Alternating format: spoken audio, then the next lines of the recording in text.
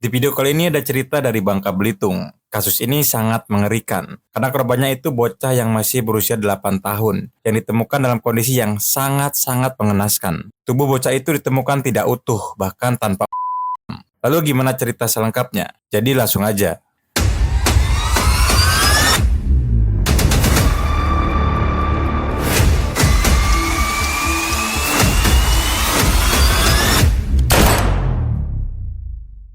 Bermula dari sebuah perusahaan perkebunan sawit PT Leidong West yang ada di Desa Ternatang, Kabupaten Bangka Barat. Hiduplah satu keluarga yang sudah merantau belasan tahun dari Jawa Tengah, mengadu nasib dengan bekerja sebagai karyawan perusahaan perkebunan sawit yang bertempat tinggal di komplek perumahan milik perusahaan perkebunan sawit tersebut. Edi Purwanto tinggal bersama istrinya bernama Jaida dan mereka telah dikaruniai 3 orang anak. Salah satu anak mereka bernama Hafijah berusia 8 tahun, yang merupakan anak kedua di dalam keluarga itu dan masih kelas 2 sekolah dasar. Layaknya anak seusianya sedang gemar bermain dengan teman-temannya. Dan diketahui jika Hafijah hanya bermain di sekitar komplek perkebunan yang tidak jauh dari rumahnya. Pada hari Minggu tanggal 5 Maret 2023, tepatnya jam 12 siang. Pada hari itu Hafijah masih terlihat sedang bermain di rumah tetangganya. Saat memasuki jam 12.30, sang ibu pun baru menyadari jika anaknya belum pulang ke rumah, dan itu di luar kebiasaan dari sang anak. Ibunya pun bergegas menyusul sang anak ke rumah tersebut. Setibanya di sana, ibunya tidak mendapati anaknya berada di sana. Ibunya menjadi panik hingga kabar hilangnya Hafijah menyebar luas ke tetangganya. Dan warga sekitar yang mengetahui jika Hafijah telah menghilang, mereka membantu keluarga mencari keberadaannya. Meskipun usaha pencarian itu dilakukan, tetapi keberadaan Hafijah belum berhasil ditemukan. Akhirnya pihak keluarga segera melaporkan kepada pihak kepolisian. Polisi pun segera datang untuk melakukan pencarian bersama warga dan keluarga. Namun pencarian itu tidak berhasil dan keberadaan Hafijah masih menjadi misteri. Jika melihat luas area perkebunan sawit seluas 60 hektar, yang dimana proses pencarian itu membutuhkan banyak orang, sehingga proses pencarian itu pun dibantu oleh tim SAR, polisi, TNI, keluarga, dan masyarakat. Proses pencarian ini berjalan estafet menjadi 2 tim, yaitu pencarian di siang hari dan malam hari di berbagai titik yang dicurigai. Pencarian Hafijah di hari pertama dan kedua tidak mendapatkan hasil. Namun tim pencarian tidak putus asa walaupun hanya dengan peralatan seadanya. Mereka tetap mencari keberadaan Hafijah menembus gelapnya malam dan rimbunnya perkebunan sawit. Di dalam proses pencarian itu sudah melibatkan banyak orang dan instansi pemerintahan. Tetapi tim pencarian mengaku sangat kesulitan menemukan Hafijah karena adanya sedikit petunjuk yang ditinggalkan, baik jejak kaki ataupun jejak kendaraan. Akhirnya lokasi pencarian pun diperluas 5 hingga 6 meter dari lokasi awal. Namun tetap saja Hafijah tidak ditemukan. Sampai akhirnya mulailah bermunculan jika korban telah dimakan oleh hewan buas. Kemungkinan korban dimakan oleh ular piton. Bahkan ada dugaan jika Hafijah telah diculik oleh bangsa jin. Dikarenakan pernah ada kejadian ada orang tua menghilang di area perkebunan tersebut. Setelah dukun melakukan ritual, akhirnya orang hilang tersebut ditemukan. Dan bisa jadi kejadian serupa menimpa Hafijah. Pencarian menggunakan jasa dukun pun akhirnya dilakukan. Dan pihak warga mendatangi dukun kampung untuk membantu melakukan pencarian. Dan berharap Hafijah dapat ditemukan dengan selamat. Pencarian Hafijah menjadi prioritas utama karena saat itu publik di Indonesia sedang maraknya penculikan anak dan penjualan organ manusia. Setelah 4 hari pencarian, tepatnya pada hari Kamis tanggal 9 Maret 2023, tiba-tiba tim pencarian mendapatkan kabar dari salah satu pekerja perkebunan sawit yang menemukan sosok tubuh sudah tidak bernyawa dalam kondisi telungkup. Hal itu pun sontak membuat semuanya bertanya-tanya dalam hati, apakah sosok tubuh itu adalah Hafijah? Setibanya di lokasi dan benar saja ditemukan sosok tubuh perempuan dengan kondisi tangan dan kaki terikat yang diperkirakan berusia sama dengan Hafijah, serta memakai baju bermotif boneka celana training. Dan itu pun mirip dengan ciri-ciri Hafijah. Saat polisi memeriksa lokasi itu, polisi pun berhasil menemukan adanya sepasang sandal, dan itu pun milik Hafijah. Temuan itu berlokasi di Desa Ibul Simpang Teritip yang berjarak 8 km dari lokasi awal Hafijah yang menghilang.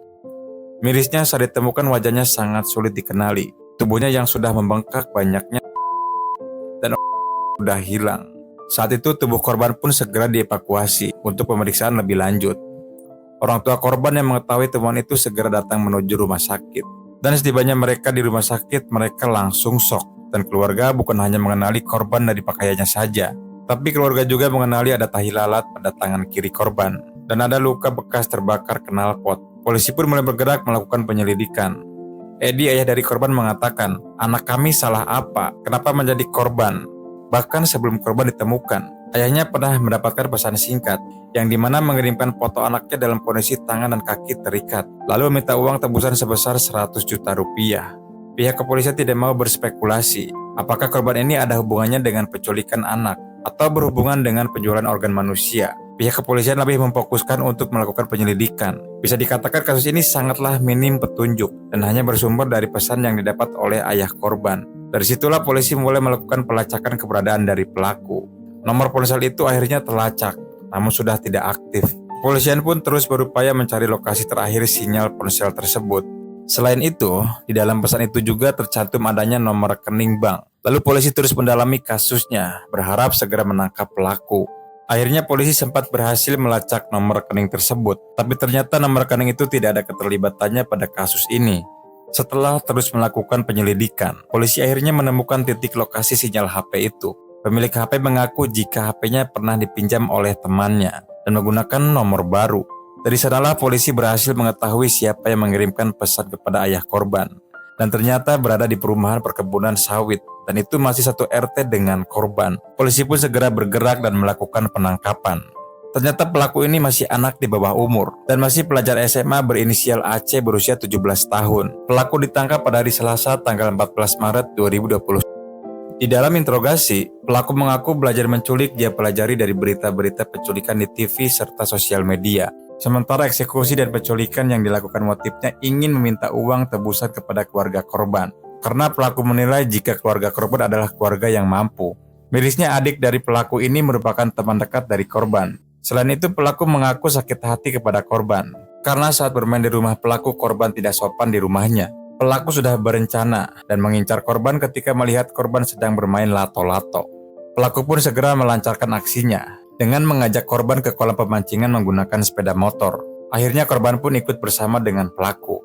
Setibanya di lokasi, pelaku segera mengikat kaki dan tangan korban menggunakan karet ban dan tali sepatu, lalu membaringkan tubuh korban di atas rumput dengan posisi telungkup. Setelah itu pelaku memfoto korban lalu dikirimkan ke ponsel ayah korban untuk meminta tebusan. Lalu pelaku menutup wajah korban menggunakan celana yang sudah disiapkan sebelumnya. Lalu memukuli wajah korban menggunakan kayu, sampai akhirnya Hafijah tidak bergerak lagi.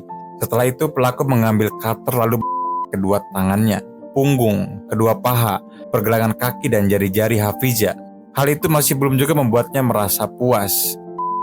Dada korban menariknya hingga perut dan dilakukan sebanyak 3 kali. Wajah korban juga hingga leher. Setelah itu pelaku menggendong korban dan memasukkan kepala korban ke dalam sungai kecil. Lalu dia meninggalkan korban di lokasi tersebut. Setelah kejadian itu, pelaku masih sempat bermain poli dan bersekolah seperti biasa, seperti tidak pernah terjadi apa-apa.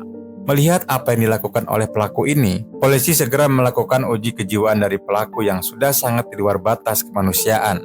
Dan perbuatannya juga bukan hal yang wajar yang dilakukan anak di usia 17 tahun. Menurut berbagai media, pelaku ini divonis 20 tahun penjara atau bisa jadi lebih ringan dikarenakan adanya Undang-Undang Perlindungan Anak. Pelajaran apa yang bisa diambil dari cerita ini?